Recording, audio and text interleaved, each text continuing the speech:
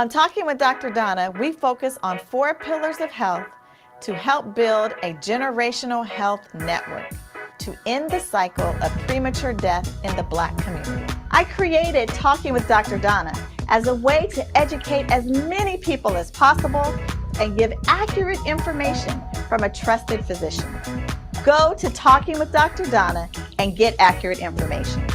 And then share that information with your family and friends. And if you like what you see, like my channel and subscribe. Remember, every Thursday, keep your appointment with Dr. Donna. Hey, good evening, everybody. Welcome to another episode of Talking with Dr. Donna. Woo! I am so excited and revved up about this topic tonight because I have my girl, Dr. Noha Avalada, who is going to tonight. We're going to talk about health equity. What does that mean to you? But before we get to that, before we get there, I want to just say thank you so much for keeping your appointment with the doctor tonight. You know that you have an appointment every Thursday at 6:30 p.m. with the doctor. If you have not already gone to my YouTube channel, if you're watching on Facebook, go over to YouTube, please. And if you get any information tonight that you think, you know what, thanks, Dr. Donna, I appreciate that, just hit subscribe, and that is your way of thanking me, and I am thanking you in advance. Remember, our goal here on Talking with Dr. Donna is to build a generational health network so that we can end the cycle of premature death in the Black communities here in America and across the diaspora. And we do that by focusing in on 4 pillars of health. We focus in on our emotional, I want to say environmental, but that's my last pillar. First pillar is emotional and mental health, because your mind and your body and your spirit are all connected. Our second pillar is spiritual health. Our third pillar, of course, is focusing in on our physical health. And then our fourth pillar is focusing in on environmental health. That is the air we breathe, the water we drink, the soil that we grow our food in. All of that in our environment is important, and it impacts our health. So I firmly believe that if we pay attention to these 4 pillars of health within each generation, that's starting with our children, right? Because we know, studies show that if you make an impact in the change in a child's life for the better, that impact will last for 4 generations. So let's start talking about health, talking about how to be healthy to our children now. Every generation is important, and if we pay attention to the 4 pillars of health, we're going to end this cycle of premature death. I'm tired of seeing people in our communities die before their time. So that's why we have this show. That's why we bring on people like Dr. Avalada tonight to talk about what it is that we need to do to be aware and knowledgeable of our health. As usual, we are live, so just give me a shout out in the chat. Hey there, I see you tonight. If you have a question, leave a question in the chat section, and we'll get to your question during this show tonight. So before I introduce and bring out Dr. Avalada, I first want to talk about today, Thursday, December 1st, is World AIDS Day. And this is important for us to still talk about and remember. The color is to have a red ribbon, and so I'm wearing red tonight in honor of World AIDS Day. And why is it important that we still recognize and talk about AIDS? It's because it is still a worldwide disease. It is still killing disproportionately folks in our communities. And so the World Health Organization has put an emphasis and a theme for their work in 2022, and that theme is called Equalize. Equalize to End AIDS is the theme for the World Health Organization around AIDS. And because their theme is because they recognize that there is unequal treatment access, medication access, testing access, and information around education across the world.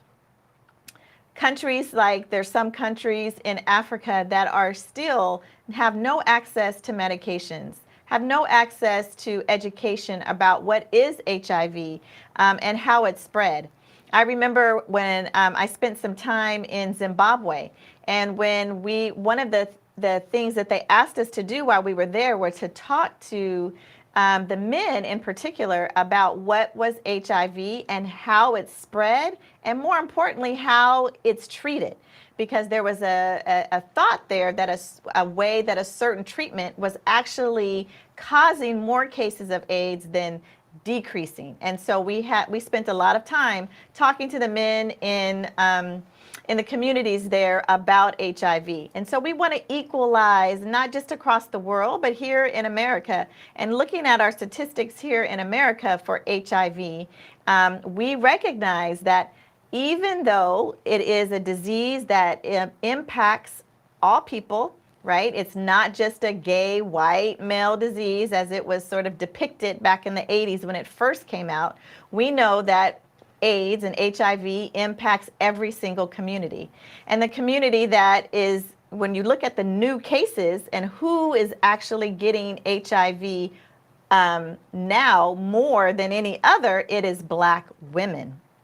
And so now about 42% of new diagnoses, new cases of HIV, about 42% of those new cases are Black women. Okay, so it is important that you recognize that HIV is still out there, that there are some ways that you can still protect yourself, and that you should know your status. And you only know your status by testing. And you should get your test. If you're having sex, first of all, you should be protecting yourself, but if you also should be getting a test, and you should be testing your partner. So this is our health tip of the week about HIV. We'll leave it up at the end of the show so you can screenshot it, you can take it, and you can read about it and how to give yourself and your family members some tips about HIV. But it is important during this month, during this day, that we recognize all of those whom we have lost from HIV and AIDS, and recognizing that it is still something that we need to pay attention to in our community. Okay. All right. Well, let's get into our show for tonight. So tonight, right on time with talking about equity and talking about what does that really mean? Like the World Health Organization's equalize across the world. What does that mean for you and for me when we talk about health equity? And I could not think of any better person to be on the show tonight than who I call the brain, Dr. Noha Avalada. I'm going to read her bio, and I asked for the short version because if I read her entire long version of the bio, it might take my entire show. So let's talk about Dr. Noha, as we love to call her, has devoted her career to eliminating health disparities and improving the health of marginalized communities. She's the recipient of the 2022 James Irvine Leadership Award. She's a family physician and the founding CEO of Roots Community Health Center here in Oakland. She is a pioneer of community-based, community-driven, and community-empowering model for improving wellness that Roots calls whole health. It's important, right? It's all fitting into generational health, not just thinking about one aspect of a person, but the whole health. As part of this model, she designed culturally responsive wraparound medical, social, employment, nutritional, and educational services, and community-led public policy engagement. Dr. Noha has overseen Roots growth from a two-person volunteer effort to a multi-campus, two-county nonprofit with over 200 staff. Can we just take a pause and clap it up for Dr. Noha? It's so amazing. By delivering whole health, Roots empowers its members to address and to change the conditions that impact the well-being of individuals, families, and the communities in which they live and work.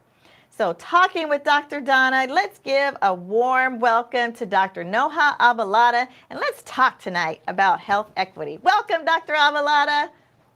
Thank you so much for having me. That was so nice. And I call Dr. Donna Brain too.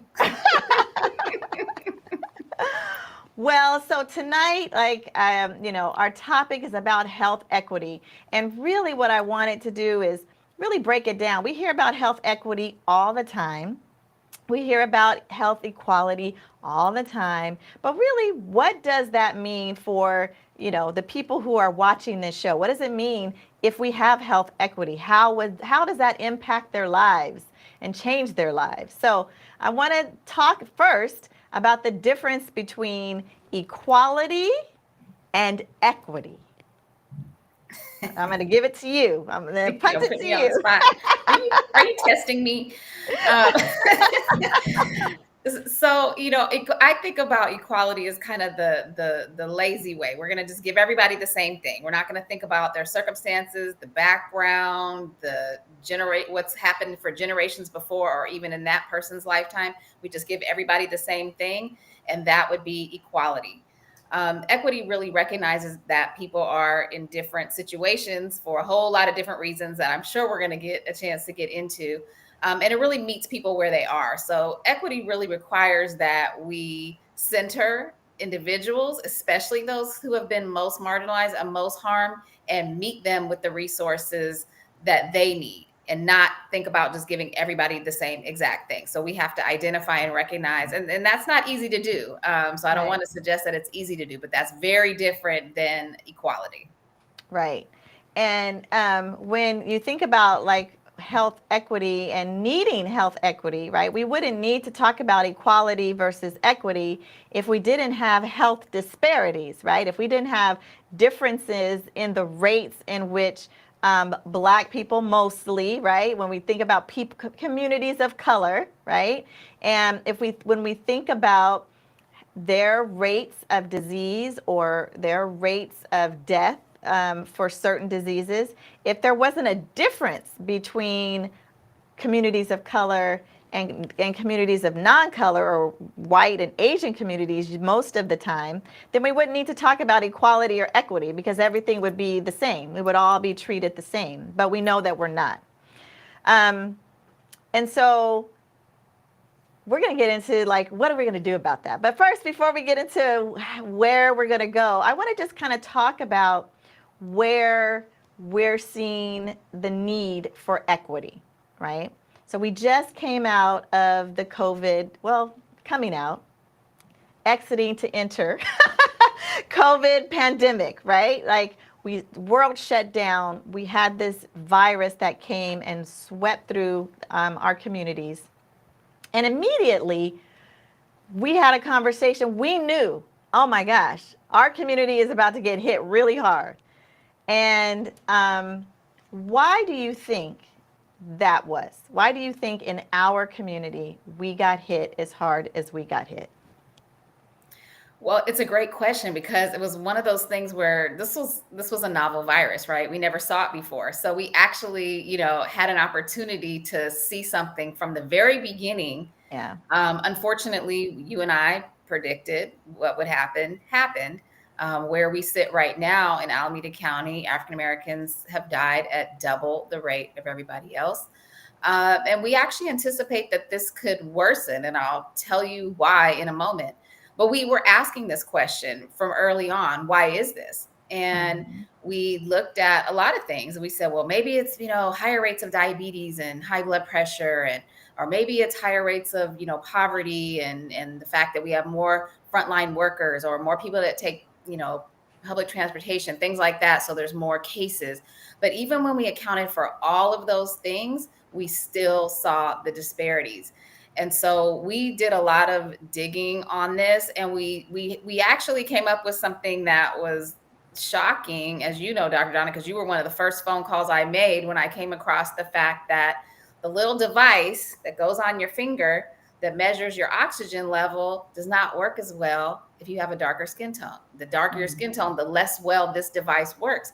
And this device was really the only kind of objective like number that we were using to decide, does this person need to go to the hospital? Does this person need to get sent home from the emergency room? Does this person need oxygen? Does this person need treatment?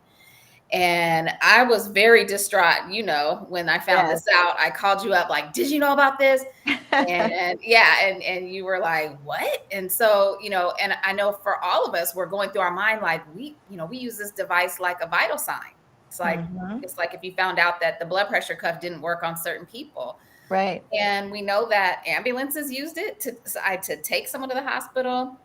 And so so this is one example where this has been known. A lot of people have known about this. This was discovered a long time ago and nobody decided to do anything about it. And I think we know that if the situation was reversed, this would have already been taken care of. So this is a really, unfortunately, a perfect example of what systemic racism in healthcare is. So we can't just say, oh, Tuskegee was, decades ago. No, this is happening Mhm. right here, right now. And this had very, very real effects during this pandemic, even, and is responsible, I believe, for quite a bit of the disparities in death. And of course, we can talk about all the other things I mentioned earlier about socioeconomics or underlying conditions and things like that. But this is an example of a tool that's supposed to be objective, a tool that the FDA clears, and yet it does not work as well on darker skin tones. So this is one of those, this is like a huge travesty to me, Yeah. but it's a really good, today example. Right. And so I just want to make sure that people really understand what we're saying. So that little device that you're talking about is called a pulse oximeter. And that device, when you put it on your finger, it lets you know what your oxygen level is. And what Dr. Abalada discovered and through in her research and recognized that it shows in Black people that it's not accurate, right? And it's wrong by about how many percentage points? So what we kind of uncovered, and we ended up doing a big study on this along with our partners at Sutter Health, is that it was showing in African American patients that it was reading normal. So it was looking high. It was looking like you had a normal oxygen level when really you were hypoxemic, which means you did not have enough oxygen in your blood and you needed to be treated. You needed to receive oxygen over 3 times more often in darker skinned people than in white people. And what we found in the study with Sutter is that this then resulted in delays to treatment. Right. And that's the bottom line, right? Is that whenever there's inequity or in the care, then that leads to a delay in treatment, which can lead to more significant illness, prolonged illness, or even death.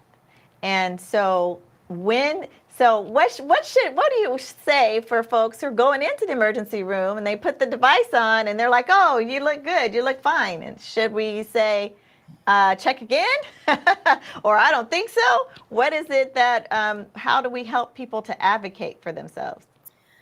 Yeah, and I hate to even have to give an answer because the answer should be all these hospitals need to get rid of that old faulty That's device right. and replace it with a good device. But until we get there, I mean, what we've been telling people is we've been giving them the study, having them take it in there with them, make sure that the doctor knows about it.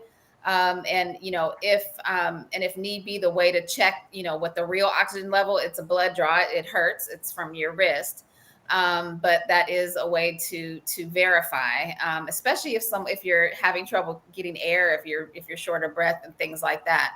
But it's an unacceptable situation that we're in, and the fact that it's been allowed to remain in use is it's a crime. Yeah. Yeah, truly it is. And so if you're going in the emergency room, again, if you're having difficulty breathing, they put that pulse oximeter monitor on you. It looks like it's great, but you're not feeling great. You know that something is wrong. You can request that blood draw. It does hurt. We're warning you. But that's a way to get your blood drawn and to really get an accurate picture of what's going on. The other thing that I've been recommending is that if you are someone who have bought, a lot of people bought them, right, from like the drugstore to have at home, just in case if you catch COVID, then you can check. And so what I'm also saying about that is don't wait till you're sick. Check what yours is when you feel good, because let's say you're normally reading 100, but you drop down to 95, they may tell you, oh, you're fine, you're 95. No, this is 5 points lower than I normally am. That is a very significant drop. And that is something that you could also go by. So you need your baseline, like what you are when you feel good. Yeah, that's excellent advice. Always knowing your baseline is excellent. Just as a reminder for everyone who's watching, if you have a question, leave it in the chat. I'm monitoring the chat line, and we'll give time for your questions. So yes, so lots of cases of folks who were passed away. Even, I had a personal situation. Once you gave me that study and we were talking about it, my cousin was actually in the hospital. And she had just come out of surgery, and they took, of course, took her oxygen level, and she was at like 94%. And they were like, "Oh yeah, she's fine. She's gonna, we're gonna discharge her and let her go home." I'm like, "No, you can't let her go home at 94." After, with still having anesthesia in her body, and she wasn't quite awake. And so I shared with the doctor this study, and of course he was like, "Oh, I'd never even heard of this study. Do you have a copy of it?" And I was like, "I sure do." And I shared it, and my cousin remained for another few hours until her oxygen level really came up to a nice level. She was awake and she was breathing. So you have to, just knowing how to advocate for yourself is half the battle, right? When we come into our hospital systems. So when we talk about equity, and we're talking about health disparities, and we talked about COVID as an example, and this pulse oximetry monitor as another example of how health disparities and equity play out, we also know that we're seeing this and getting lots of attention in our maternal and child arenas, right? We know that women, Black women, are dying at 2 to 3 times the rate higher than white women in having babies, so in deliveries. And we know that their C-section rates are about 2 times higher in Black women than in white women. And on the other side of when the newborns for babies, we're seeing infant mortality at 2 times higher in Black children than in white children. And some people may say that that is a socioeconomic issue. And what is your response to that? Prove it. Show me the show me the data, because I think, trying to approach things from an equity standpoint means you need to gain an understanding. And unless you have that understanding, don't come and tell me it's because, oh, drugs, oh, poverty, oh, show me that. And if that's the case, how do we overcome that? That is what it means to say equity. And so you're going to need to gain an understanding. You're going to need to ask the questions. What was your experience, during birth? Every one of my 3 children, they tried to C-section me. And I really believe if I wasn't a physician and didn't have the information and the wherewithal to advocate, that's exactly what would have happened. Because you're in there, and you're listening to the healthcare providers, and you're assuming that they have your best interests at heart. But there may be a bunch of different reasons, and we need to know what those reasons are. So we cannot assume it's because of poverty or it's because of this or that. We have to actually demonstrate that, and that's what we're owed. That's what we deserve. We deserve, actually the information, and we need to know why. Why do I need a C-section? And that advocacy is really, really important. And so I think the point about like meeting people where they are, it also has to do with like, we need to meet these disparities. We need to understand, do we actually know, or are we making assumptions? And oftentimes we find that even the way that the data is interpreted, who was in the room when you interpreted this data? We need to make sure we're centering the people that we're talking about, right? We're not just sitting in an office in some ivory tower somewhere and making stuff up. Like we actually have to be on the ground, and we have to be talking with the people, involving the folks that we're talking about to really get to equity. Right.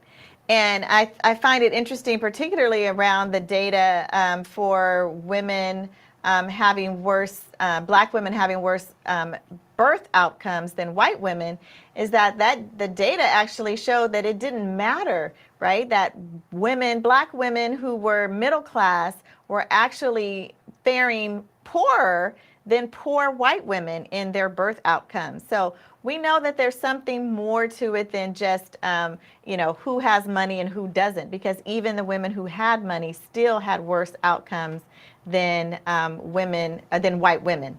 And you were on a board that did an excellent survey of California and about health equity and the thought of how race and how race plays into the care that you receive. Can you talk a little bit about the survey from the California Health Foundation? Yes, so I was part of an advisory group with a lot of really smart and amazing people to help kind of guide the survey process and, what kinds of questions we would want to ask and what kind of information we wanted to bring about. Because in some ways, we wanted to hear directly from Black Californians about how their experience within the healthcare system is, to help shape what some of the interventions and changes needed to be. And it was really powerful to hear from people in all different socioeconomics. And we know that no group is like a monolith, right? So it was really talking to all kinds of different folks, different age groups, gender identity, all of that. And there were so many themes that came out around how people felt treated within the healthcare system, about why people avoided the healthcare system, about just very bad experiences that they had within the healthcare system. It also talked a lot about wisdom that gets passed down through families and generations, and people's interest in being able to think about their own health more broadly than just, going to get your disease treated at the doctor's office, but really what are other ways to really achieve health and wellness. So I thought it was a really powerful study. What did you think, Dr. Donna? I loved it. I loved it. I thought it was one of the most comprehensive surveys that I had seen, because it really took slices of people all across California, including my Central Valley, because sometimes people forget about that there's Black folks in the Central Valley. And so I loved that they took slices of across California. And some of the questions that they asked and responses that people gave related to their experiences in the healthcare system. And one that stuck with me when I read the report was this like 80-year-old woman from the Central Valley. And her, when they asked, I think the question was, do you think that your race plays a role in the care that you receive? And she said, I would like to think that it doesn't, but I can't help but feel every single time that I walk into my doctor's office or to a hospital that I'm going to get worse treatment because I'm a Black woman.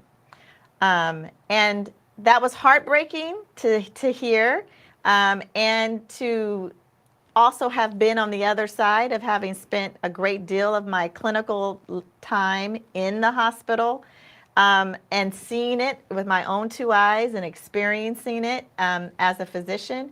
It was just tough to recognize that, dang, it wasn't just that one family, or gosh, we really are not doing that great of a job of decreasing the systemic racism within the medical field.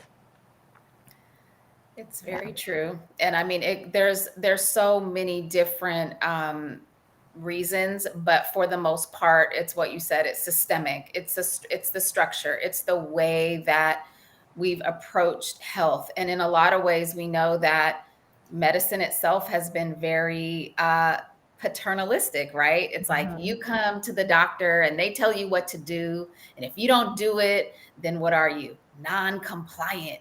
And Right. if you're non-compliant because you didn't do what the doctor told you to do, that might go in your chart. And if that goes in your chart and the next doctor sees it, guess what? They're like, oh, this person doesn't really listen to what the doctor says anyway. So they don't try as hard. And this has been a term that has been misapplied, because really it should be a relationship, right? I think if my Right. patient doesn't do what I recommended that they did, maybe there's reasons for that. Maybe Right. there's often very good reasons for that. And I hope that they trust me enough to tell me what those reasons are so that we can talk about a reasonable plan. I don't want my patient to lie to me and say, yes, I'm going to do this, and then go do something. Like, let's have a real conversation. And so There has to be that trust, and it has to be a two-way street. But so often that is not the case in medicine, unfortunately. Yeah, unfortunately. So well, we've talked a lot about the disparities in health. We know in almost every single disease that Black people are number one or number two in terms of highest rates or highest death rates.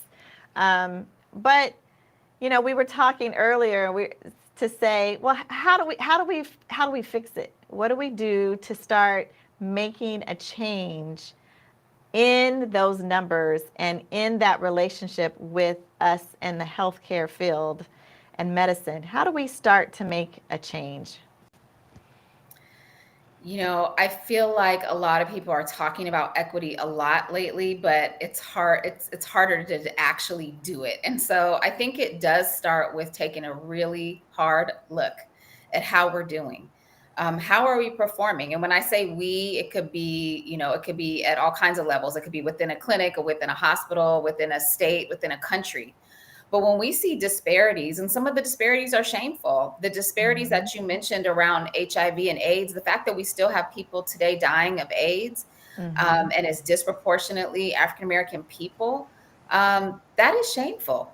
Mm-hmm. And so we can't keep accepting it. And I think, unfortunately, it's almost like people have gotten so numb and so used to it that it's like, okay, yeah, that's just how it is. And I find that people make up reasons why, just like you said, when people Mm-hmm. say, oh, it's because of poverty. Well, guess what? No, it wasn't because of poverty. And Right. so I think we first have to stop just accepting that this is how it has to be. We actually have to be upset about this. We have to Right. focus some energy and effort. And I think I think we have to accept the fact that it's going to cost more to rectify Mm. this. And I think that's the part where sometimes the stuff breaks down. We could talk about equity, but when we realize there's a price tag to it, then sometimes the enthusiasm kind of goes away. And so I think it's up to us, like those of us in the field and those of us doing this work, to hold some accountability around this. It is not acceptable. It is not acceptable for anyone to still be dying of AIDS. It's not acceptable for anyone to be dying of COVID right now. And Mm-hmm. why I said earlier that the disparities will probably widen is because we've been here before. With AIDS, we heard, oh, we have the tools. It's no longer an emergency. We stopped seeing the commercials, the billboards, the education Mm-hmm. campaign. We moved on because why? Because we had the tools. The tools were the retroviral medications, right? And we even have prevention. We have PrEP. But guess what? Guess who's not taking PrEP? Guess That's who's right. out of care, right? And so the same thing is going to be, we're already seeing it play out with COVID, where we say we have the tools, but guess what? If you can't get the tools, if you don't have access to the tools, if you don't know about the tools, if your doctor doesn't care if you get the tools because they've already called you non-compliant, right? Right. Then you're not going to get the tools. And so we see the cycle kind of repeating itself. And we've allowed it to sort of repeat itself and play itself out in so many different scenarios that it's actually going to take some work to kind of break that cycle and say, you know what, it's not enough to say we have the tools and move on. We're leaving too many people behind because we're not centering them, because we don't actually believe in equity, because all we're really doing is saying, oh, look, equality. We have the drugs. They're here. Get them if you want Right. them. Right. When that's not equity. Right. And while you were talking, I was looking online today for World AIDS Day, right? And looking for an image to show for tonight. And as I was scrolling through the images, do you know every single image of for World AIDS Day was a white person?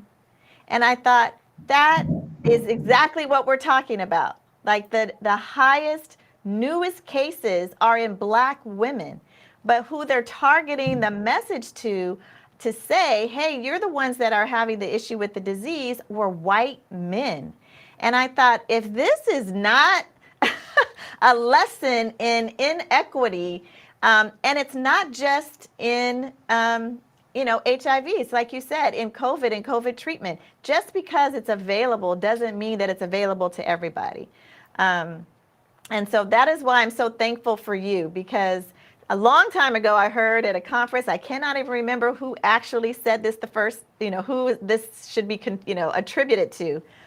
But it was, if you're not sitting at the table, then you're probably on the menu, right? And so that's why it's important for people like you and people like me to be sitting at these tables, because otherwise our people are going to continue to be on the menu. Now, if someone black and conscious and rooted in their blackness was sitting at that table, because I can't just say if they were black, right? We got to say rooted in their consciousness of being black, was sitting at that table when they created that media campaign, they would have said, wait a minute, why are all of these images of white men when it's black women who are getting HIV at the highest rates right now?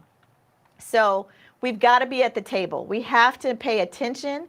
We have to, like you said, we have to shout it out. We have to be angry about it. And we have to recognize that if we don't push for it to be changed, that there is not going to be a change. That's absolutely right. I mean, I'll just tell you really quickly, there's something else that kind of devastated me about 5 years ago. I found this out. If for those of us who, remember when AIDS and HIV was first came out and was kind of first known as a thing, like in the 80s, Yeah. it was definitely framed as a white gay man's thing, right? New York, San Right. Francisco. Mm-hmm. And the original cohort, there was this whole study, this whole, case report that was written up. Well, I found out about 5 years ago, there were 2 black men in that cohort that the information was hidden away. It was stifled and swept under the rug. And so what did that mean? It meant there was no inclusion of really anybody but the white community, the white gay community specifically, all the resources, all the money, all the legislation, everything was targeted towards white gay men. So why did that happen? I wasn't there, like you said. Right. Because nothing gets passed when we're at the table. Nothing gets passed. Nothing gets passed, and when we say that, we have to mean it. You have to mean it. So we found this thing out about the pulse ox, and nobody wants to do anything to change it, and it is not acceptable. So what did we do? We got some attorneys on board. We sent letters to over a dozen manufacturers in the state of California, and we let them know you either fix this technology, you put a warning label on it, or we're filing an injunction. We are suing you.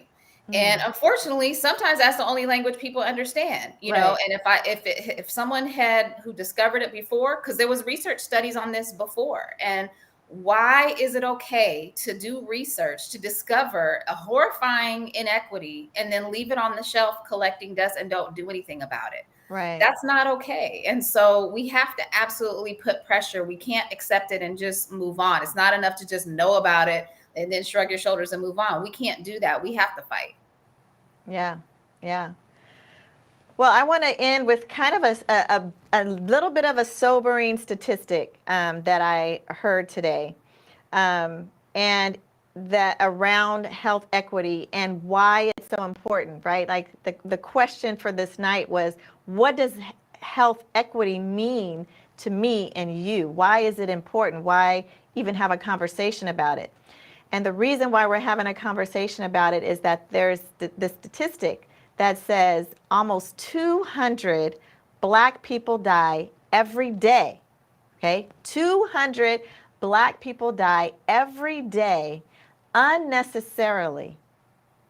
And that is health inequity. That's why it's important, because over 200 black people die unnecessarily every single day as a result of systemic racism in the medical field, as a result of not being able to have access to care and access to treatment. That is the premature death that I talk about. But 200 people a day dying unnecessarily. That's why health equity is important. That's why we try to talk to you about how to advocate for yourself, because if you don't advocate for yourself, unfortunately, the system is not there to be great for you. That's just the bottom line. It's not designed to be on your side. And so if you're not bringing someone in to be able to advocate for you, you're putting yourself at a disadvantage. What do you think about that statistic? That was very sobering when I read that. That it's horrifying, and we know about major life expectancy differences between white and black folks, and Yeah. that is something, when you think about life expectancy and the statistic you gave about unnecessary death and the other statistic you gave about infant mortality, those are actually statistics that you use to determine like the health of countries, right? The health, Right. like, oh, that country has a high infant mortality rate. Well, our Black infant mortality rate looks like a lot of what we would call developing countries, right? Yes. And so I think that those are very, very sobering statistics. And what I would say is that we have to remember we all have a right. We all have a right to good health. We all have a right to have the same life expectancy, a long, life. And we have a right to the tools and the technology. We have one of the best, arguably medical systems in the country, Mm-hmm. in the world, Mm-hmm. excuse me. And we all have a right to it. And so the fact that there's mistreatment that goes on, the fact that there's systemic racism, those are all facts, but those shouldn't deter us from accessing what we have a right to. And we absolutely have a Right. right to. So I like what you said about having an advocate, being your best advocate. But one of the things that came out of that listening to Black Californians study was people felt like I go in there and advocate for myself, and then people are looking at me, security's coming, it's like, Right. Right. and these are all things that, it's like these are all the fine lines that we have to walk. So what I would say is that, you can find a doctor who you can relate to. You can find someone. It might take a little doing. You might have to shop Mm-hmm. around a little bit, but you have a right to that. You have a right to a relationship with a doctor that you can trust and that you can ask all of your questions, and you could say, you know what, you're going to have to spend a little more than that, 15 minutes with me. We're going to sit down and we're going to Yes. answer all my questions today. They work for you. Yeah, and we call that here having a dream team, right? The Mhm. people who are really on your team, no matter what, that you can go to, no matter what's happening, that you need, your doctor needs to be a part of the dream team. So, yes, and I know that there's doctors at Roots that can be on your dream team. So, if you're looking for a primary care physician for an adult or for children, you can always go to Roots because that Roots is on your side for sure. I know that for sure. Um, there is a couple questions. I want to make sure I give you an opportunity to answer. Um, oh, here's from a black man. Okay. Hey, B. McGee.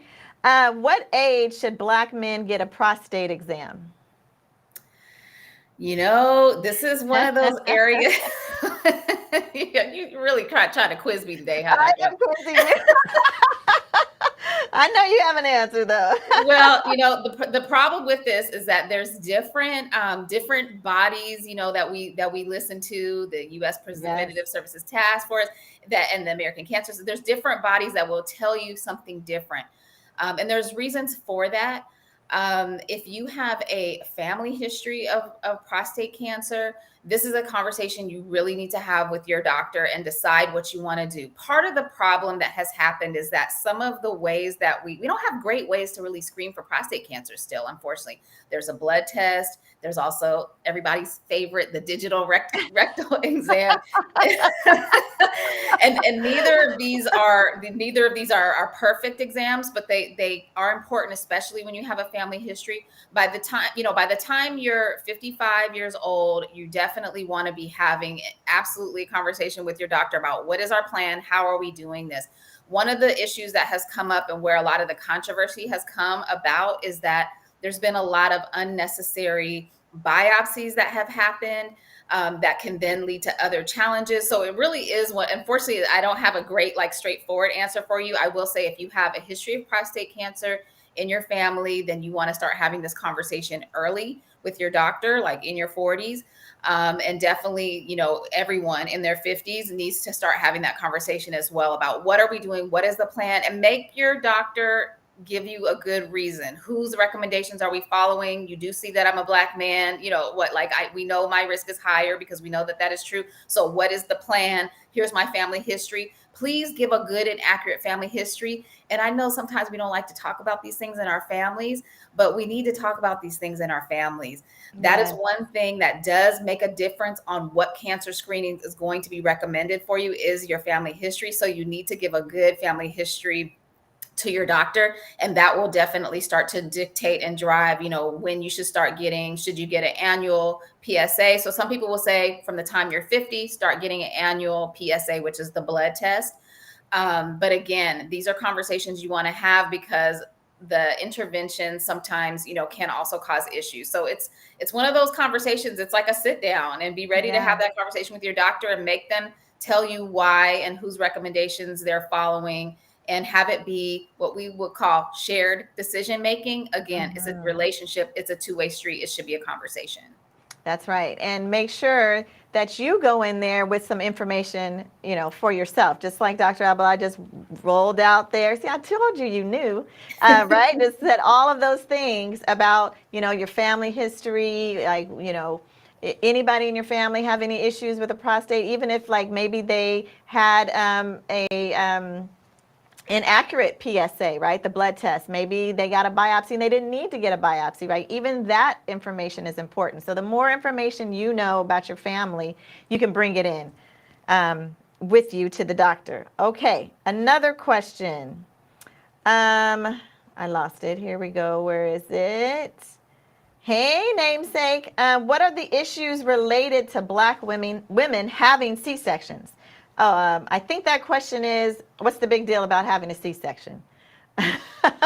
Well, you're on the catching the baby end. I know Well, you I'm can on the probably catching the baby answer in. that So let me question. tell you why you don't want to have a C. Well, the issue with having a C-section unnecessarily, right? We're not talking about if you needed to have a C-section, then you're absolutely going to have a C-section. You're not going to be like, no, we don't need a, but if they say you need a C-section, you want to ask, why do I need a C-section? Is there another alternative? And again, like Dr. Abelada just said, shared decision making, right? They give you knowledge and information, and then you make a decision together. But the issue with having a C-section is that you have unnecessary general anesthesia, right? So they're putting you under, sometimes they might not put you under completely general, but you're still getting anesthesia that you wouldn't have gotten if you had a vaginal delivery. So there's risks with anesthesia.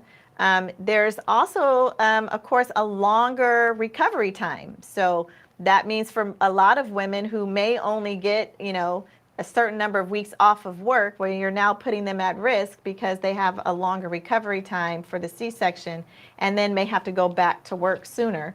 There's more complications with having a C-section that you don't have if you have a vaginal delivery. So those are some of the reasons why you don't want to have an unnecessary C-section. You want to add anything to that, Dr. Abelada? Just emphasizing, yes, there are sometimes, emergency C-sections, those have to happen. If you need a C-section, if there's an actual medical reason, but we know based on the data that there are a lot of unnecessary C-sections that sometimes have to do with, scheduling or other Mm-hmm. things like Mm-hmm. that. Or again, it could be a shared decision making. If the baby is breech, let's say, they could try to turn the baby around before they just go straight That's right. to doing the C-section. So that's one example of where that's a conversation, and you say, no, actually, let's try to turn them around first, before we go straight to the C-section. So it shouldn't be something that's just, unless it's an emergency, it shouldn't be something that's just told to you, oh, we're going to do it this way. Even if you had a C-section before, oftentimes you can still Mm-hmm. have a vaginal delivery after C-section, but Yep. oftentimes that won't be presented. And it should be, Yep. that again should be a shared decision making. Exactly. Great points. Great points. Okay. Do you know how accurate the blood oxygen apps are on like your Apple Watch or your Samsung Watch? How accurate are those? If you That's a know. great question. That is not one that I can probably answer.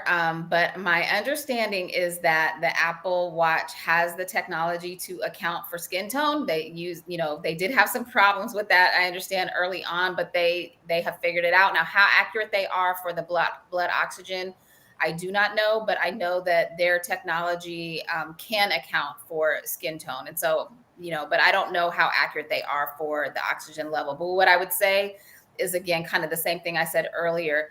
If you're using something like an Apple Watch, then I'm assuming that you're checking what your baseline is, what you are normally. So if you see a drop, that could be something significant. If you have a drop of 4 or 5 points, that is something that you would want to, that you would want to probably go to the emergency room especially if you're having any kind of respiratory symptoms. Yes, great, great, great, great. And then, do you accept uninsured people at Roots? We do. So we can accept uninsured people on a sliding scale, but a lot of people don't know that they're actually eligible for Medi-Cal. And so we have a huge team that will sign you up for Medi-Cal if you're eligible. A lot of the Medi-Cal has expanded in terms of age, especially here in California. So there's, getting to be a smaller and smaller group of people who don't actually, who still don't qualify for Medi-Cal. But if you are either you might make too much to have Medi-Cal and don't have coverage. We want everyone to have coverage because even if it can take you at Roots, we know that hospital bills are like the number one cause of bankruptcy. So we want everyone to have coverage. So usually our first steps are going to be try to get you any kind of coverage that you're eligible for. But if the decision is not having coverage or if there is no coverage, then we do accept sliding scale.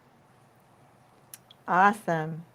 All right, well, I think that ends the question. So, Dr. Avalada, I'll give you your final words, anything that you want to close us out with. Well, I would just say I really appreciate this conversation. It was one of my favorite topics. And I just want to say that, health equity is the only way that we're going to be able to eliminate all of these disparities. And so it's really important. I think that we all know that we deserve to not have these disparities. We deserve to have, long, full, and healthy lives. And we advocate for ourselves along the way. And then for those of us in the work, I don't care if it's education, criminal justice, healthcare, equity means you take the people who've been most harmed and you put them in the center of your thinking and you do what needs to be done for them. And then I don't think you could go wrong. Yes, thank you so much. And to know that means time, energy, resources, and money to be put into those things to help make the equity, make it equal, right? Bringing up those people who need more is going to take more. So thank you so much, Dr. Avalada, for being here. I always love talking to you. You're so smart and got so much knowledge. I love it.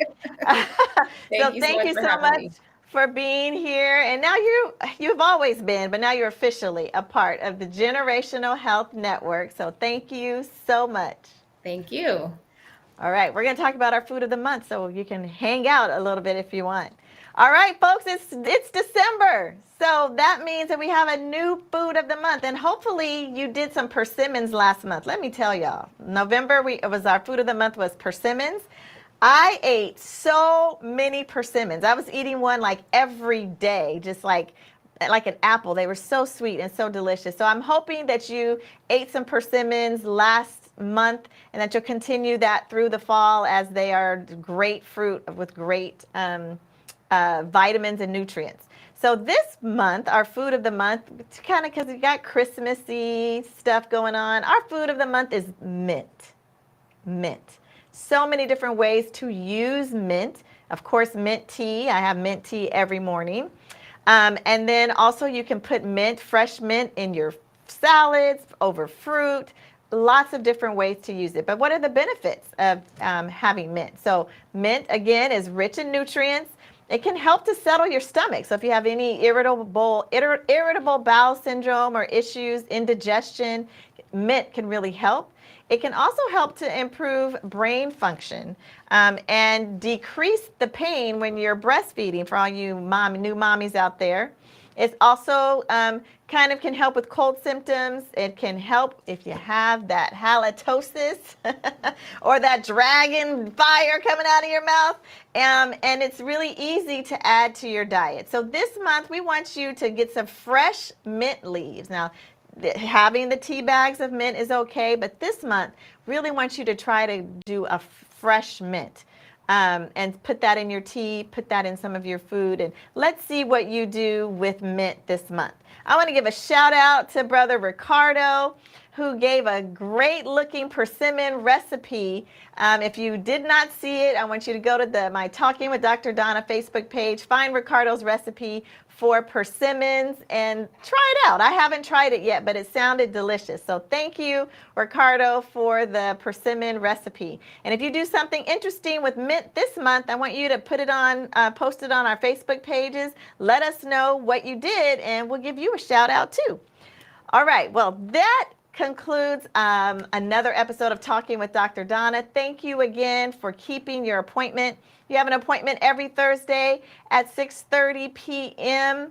And we're going to do this. We're going to really build this generational health network, and we're going to put an end to this cycle of premature death in our community. I guarantee you we are going to do it. So you and I together, sharing the knowledge, amplifying what you learned tonight, share it with somebody who didn't have this show. Share this episode with someone so that they know how they can advocate for themselves and the importance of us continuing to raise our voices for health equity.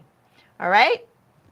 Until I see you again next Thursday, thank you so much for joining, and have a great evening.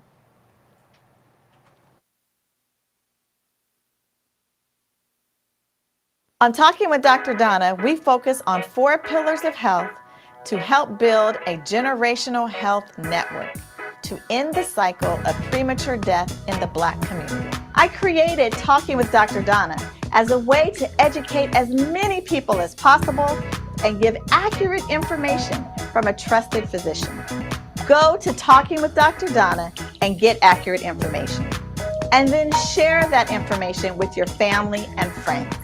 And if you like what you see, like my channel and subscribe. Remember, every Thursday, keep your appointment